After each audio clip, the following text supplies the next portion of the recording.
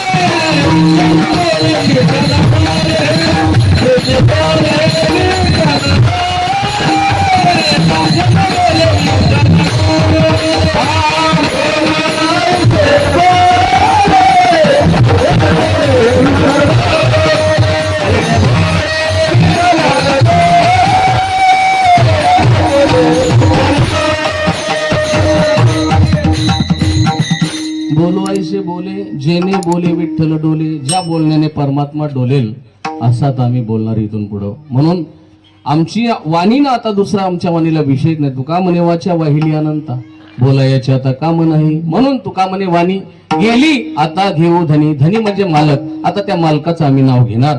आलो निजाच्या माहेरा भेटी रखुमाईच्या वरा, अशा अर्थाचा अभंग कीर्तन रूपी सेवेकरता घेतलेला आहे. जशी सद्गुरू ज्ञानोबाराय तुकोबाराय आदी करून संत मंडळी बुद्धी देतील त्या पद्धतीने बोलण्याचा प्रयत्न करणार आहे.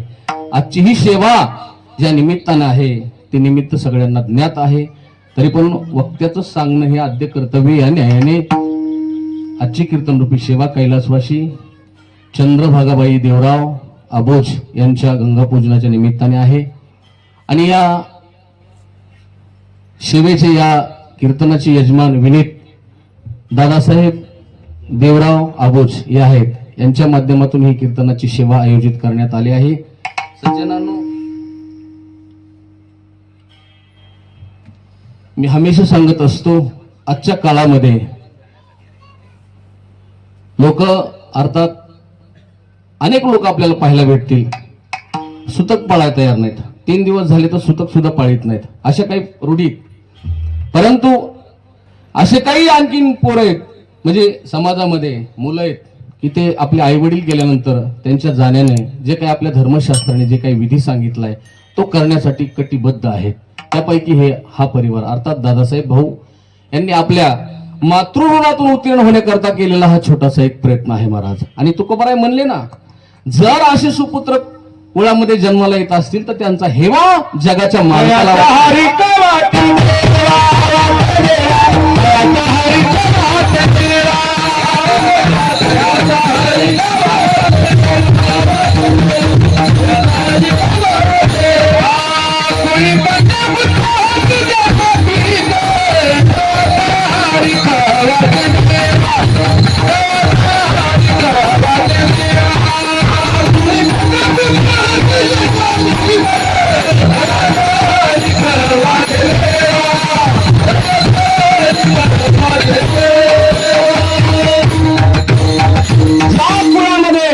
अशी कन्या आणि सुपुत्र जन्माला येतील त्याचा हेवा पाहुण्या रावळ्याला, एखाद्या तालुक्याच्या आमदाराला, जिल्ह्याच्या खासदाराला, राज्याच्या मंत्र्याला, देशाच्या प्रधानमंत्र्याला नाही. तयाचा हरिक वाटे देवा, जगाच्या मालकाला त्यांचा हेवा वाटतो. असे जर सुपुत्र कुळामध्ये जन्माला आले तर. म्हणून या सुपुत्राने या दादासाहेबरावने या अबूज परिवाराने आपल्या मातृऋणातून उत्तीर्ण होण्याकरता केलेला हा छोटासा प्रयत्न आणि या सेवेकरता लाभलेली महाराष्ट्रातील नामांकित गायनाचार्य वादनाचार्य मंडळी महाराज आता ज्यांनी पहिली चाल गायली ते युवा कीर्तनकार भागवताचार्य संगीत अलंकार संगीत विशारद भजन सम्राट उत्तरेश्वर बापू जाधव वांगी संस्थान या ठिकाणी उपस्थित आहेत. बाबांच्या चरणी नतमस्तक होतो. त्यांना सुंदर अशी गायनाची साथ दिली. भजन सम्राट आपल्या परिसराचं वैभव एक जुनं व्यक्तिमत्व म्हणजे जुन्या काळामध्ये त्यांनी अनेक लोकांना साथी केल्या. आता काय कसले पळलेत पण त्या काळामध्ये महाराज अशा टिकून माणसं होते. भाऊ असतील त्याचबरोबर त्यांना गोड अशी मृदंगाची साथ केली. मी हमेशा बोलत असतो साथ करणारे कमीत बोटं मोजणे इतके बापू आपल्याला अनुभव रोजचा. महाराज महाराष्ट्रामध्ये ज्यांचा मृदंग नुसता वाचतो नाही बोलतो. जेने बोले विठ्ठल डोले आणि तो विठ्ठलच आहे महाराज खरं. पांडुरंग पांडुरंग वा पांडुरंग पांडुरंग बोलतो मृदंग बोलतो मृदंग बोलतो मृदंग पांडुरंग पांडुरंग बोलतो हो त्यांचा मृदंग वाजत नाही बोलतो महाराज. कारण काय आहे महाराज जसा स्वभाव असतो का तसं गायन कीर्तन होत असतं. गोड स्वभाव आहे महाराज. गोड व्यक्तिमत्व तयारीचा हात साथीचा हात गाणं कळणं. मला एवढाच मुद्दा सांगायचा आहे वादकाला गाणं कळावं तर ते साथ करू शकतो. नाही तर वादक किती मोठा असू द्या महाराज साथीच करणार. विठाला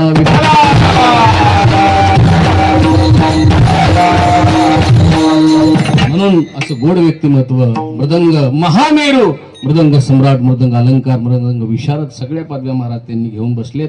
असे आमचे विठ्ठल महाराज महागोविंद आडनावामध्ये महागोविंद नुसते गोविंद नाहीत महाराज काही गोविंद आहेत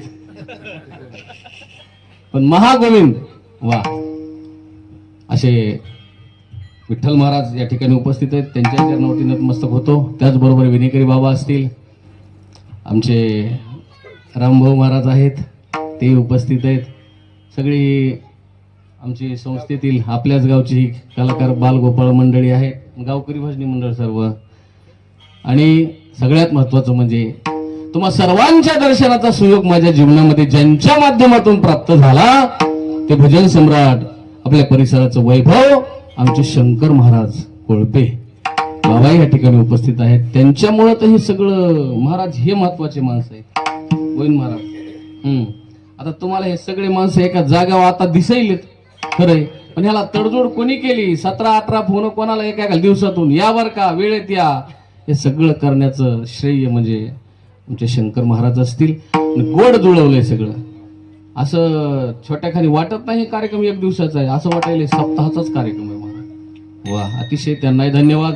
तुम्ही बहुश्रुत श्रोतृवर्ग माता भगिनी तुम्हा सर्वांच्या उपस्थितीमध्ये अभंगावरती काहीसं चिंतन करण्याचा प्रयत्न करू. त्याचबरोबर आमचे परममित्र बाळासाहेब महाराज वाळेकर मृदंग अलंकार आहेत ते मृदंगाचार्य सगळ्या म्हणजे आम्ही दोघं सोबत होतो. पंडित मृदंग भास्कर आज अख्ख्या महाराष्ट्रामध्ये जो मृदंग वाजतो तो फक्त पंडित सुभाष महाराज देशमुख गुरुजी यांचा वाजतो. गुरुजींकरता खरंच एकदा टाळी वाजवा. आज जेवढा तुम्हाला कीर्तनामध्ये मृदंग ऐकायला भेटतो ते फक्त आणि फक्त पंडित सुभाष महाराज देशमुख गुरुजी कारण त्यांचे शिष्य पंडित केशव महाराज जगदाळे गुरुजी आणि जगदाळे गुरुजींच्याच कारखान्यातला हा सगळा माल आहे महाराष्ट्रात फिरणार. म्हणून गुरुजींचा पकवाज अख्ख्या महाराष्ट्रानं ऐकला महाराज. त्या संस्थेमध्ये आम्ही दोघं 2003 मध्ये असतो सोबत होतो.